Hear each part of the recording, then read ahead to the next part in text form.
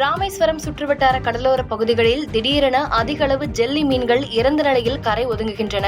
இதனால் மீன்பிடி தொழில் பாதிக்கப்படுவதாக மீனவர்கள் வேதனை தெரிவித்து வந்தனர். இது குறித்த கூடுதல் விவரங்களை வழங்குகிறார் செய்தியாளர் தண்டபாணி. விவரங்கள் என்ன, பதிவு பண்ணுங்க. கிருத்திகா, ராமநாதபுரம் மாவட்டம் மன்னார் வளைகுடா மற்றும் பாக் சலசந்தி கடற்கரையில் மீனவர்களின் வலையில் மற்ற மீன்களுடன் ஜெல்லி மீன்களும் சிக்கிக்கொள்ளும். ஜெல்லி மீன்களின் நச்சுத்தன்மையினால் மனிதர்களுக்கு வாந்தி, மயக்கம், அரிப்பு ஏற்படும் என்பதால் கரை திரும்பியதும் மீனவர்கள் வலையில் இருந்து மீன்களை பிரித்து எடுக்கும் போது ஜெல்லி மீன்களை தனியாக எடுத்து கடற்கரையில் வீசி விடுவார்கள்.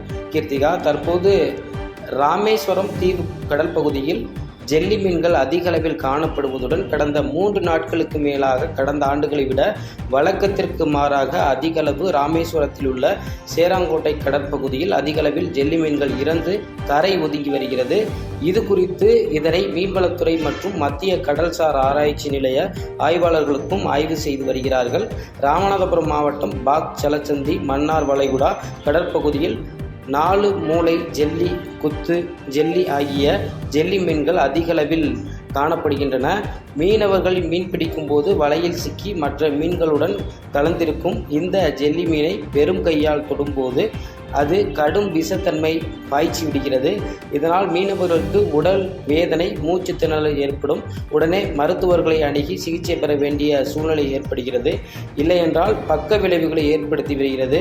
இதனால் மீனவர்கள் வலையில் சிக்கிக்கொள்ளும் ஜெல்லி மீன்களை கையால் தொடாமல் விலகி இருக்கிறார்கள். இருந்த போதிலும் கரை ஓரம் மீன்பிடிப்பில் ஈடுபடும் மீனவர்கள் வலையில் அதிக அளவு இந்த ஜெல்லி மீன்கள் பிடிபடுவதுடன் மீனவர்களுக்கு உடல் உபாதைகள் ஏற்படுவதுடன் மீன்பிடி தொழில் பாதிப்பு அடைவதாக மீனவர்கள் தெரிவிக்கின்றனர். கிருத்திகா, உடனடியாக மத்திய கடல் மீன் ஆராய்ச்சி நிலையம் ஆராய்ச்சியாளர்கள் இதனை ஆய்வு செய்து திடீர் மாற்றத்திற்கான காரணம் என்ன என்பதை குறித்து ஆய்வு செய்ய வேண்டும் எனவும் ஜெல்லி மீன் கடிக்கும் மீனவர்களுக்கு மருத்துவ உதவி வழங்க வேண்டும் என மீனவர்கள் கோரிக்கை விடுத்துள்ளனர். கிருத்திகா,